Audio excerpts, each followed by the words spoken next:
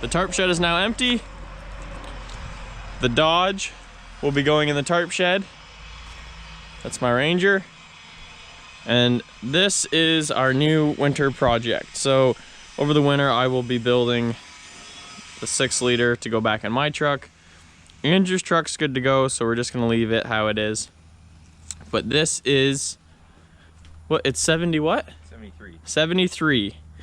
This is the 73 Valiant. Old Dodge. Originally came with a slant 6 and a 3-speed automatic. Yep. We're putting something a little bit bigger and better in that. A little bit bigger. You want to tell them the specs on that? It's a 1966 440 big block. It has factory forged internals. It's bored 40 over.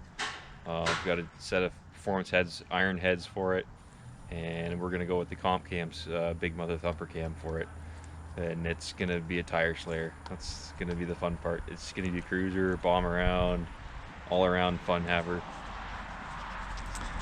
The only problem with this car is, the good part is it has manual steering, so we don't have to mess with any power steering. The bad part about it is it's a unibody. Good old solid doors on it. We need to put new floors up front, but if I take you under here, you'll see that we have a bit of rot on that right there, which is the unibody, and it ends. So if we're gonna be putting around 600 foot-pounds of torque to this sucker, we don't want it to twist like a fox body. So before we do anything, I got a pipe bender. We're gonna get some pipe and we're gonna build a chassis for this and throw a couple loops and probably some door bars in it for a cage, just for safety. And what transmission are you going with behind the 440? Probably gonna go with the 727 Torque Flight. It's a 4-speed overdrive, and I'm not sure what kind of stall converter we're gonna run with. I remember we were talking a while back that, like around 3s or so. We were thinking 3,000 RPM or 30. I had someone tell me 38 one time. 3,800 would be really good for that motor, but if we're gonna be driving it around, it's a bit big. Yeah. For a stall, probably go down with a 3 grand stall. Sweet. Yeah, it's gonna be strictly for having fun. Bench seat in the back, bench seat in the front, 6 deep, burning tires, making a ton of noise. So we got out of the tarp shed. We're just getting some stuff cleaned up inside the shop here, and we'll be putting it in the shop for the winter, and hopefully it will back out under its own power with the big motor in it. Well guys, it's getting a little colder outside. Got Dan fired up here.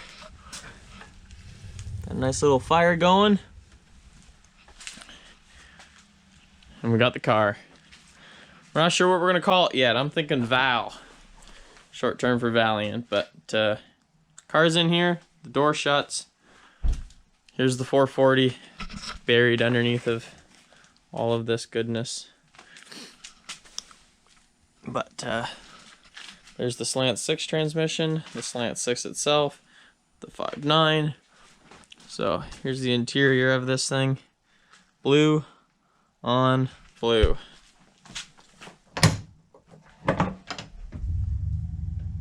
It's awesome. I can't wait. It's gonna be a sweet little car. So Andrew's just firing up his truck. We're putting it in the tarp shed. I hear a bit of a knock.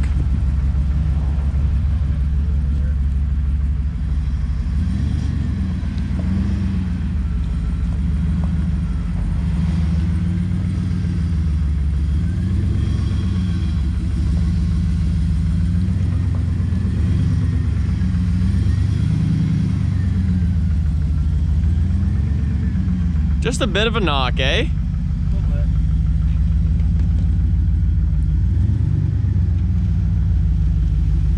Just scraping the way in. Going in for a bit of a hibernation.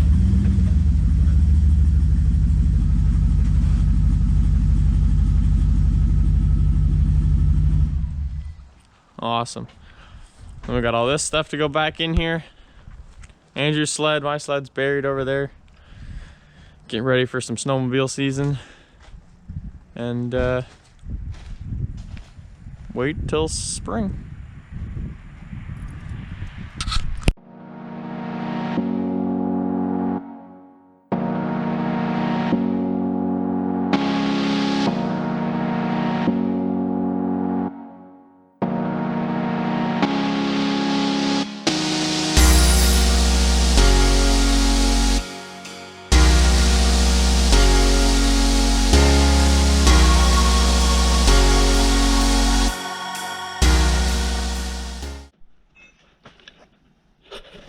What is up, everyone? Welcome back to the video. It's kind of been a little bit. The car's been sitting in the shop. I kind of forgot to record anything, so we've got a lot of progress done. We got the motor in.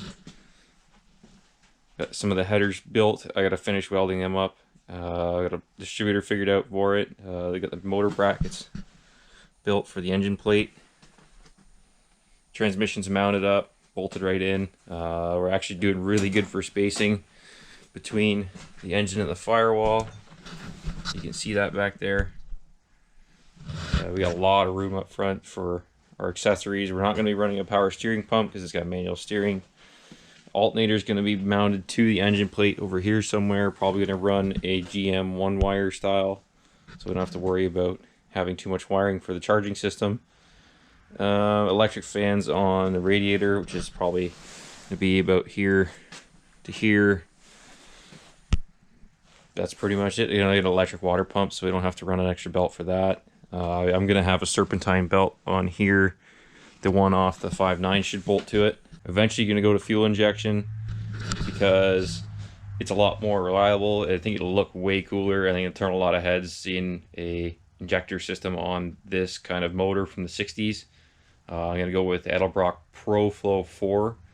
It'll look really good. The intake on this engine would probably sit about here somewhere, just enough to either sit flush with the hood if we cut a rectangle in it to fit, or it'll sit just underneath the hood and it'll be quite sleeper setup. And the exhaust, for you, those of you who are wondering why the headers go up, is because we didn't quite have enough room go down, so we're going to cut a hole here. We're going to run our 3-inch bend off the end of the collectors here with V-bands down into the wheel wells, out the sides behind the passenger's door, out a set of 5-inch exhaust tips somewhere around here. Probably going to run a taller tire on it because it's sitting pretty low to the ground. I mean, the back tires probably have a little less pressure in them than the front because the motor made the tire squish down quite a bit when we put it in, and it set it down on its own weight. But yeah, everything's in.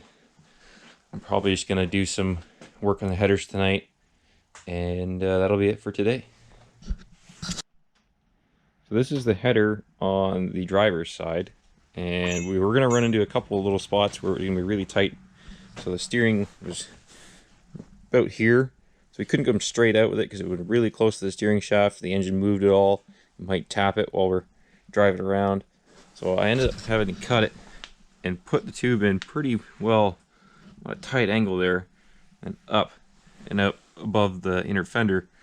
And I got to cut these to all straight this way so I can get the collector on the end and have it on a nice angle to go out to where our exhaust is going to be. But all these pieces of the header that we've really made everything out of is from an old set of 18-degree headers from an Oscar, which is Canada's version of NASCAR, race car, which was on a 350 small block. So we had to cut all the manifold flanges off at the ends, which are over there, just sitting there in the pile, and just cut everything to where we need and make our own, because they don't really make a proper set of headers for swapping an RB big block into a 73 A body, which is what my car is. And so we had to make our own, and we weren't sure what to do the first go around. We were kind of looking at it. We weren't really sure if we wanted to just kind of try and go down,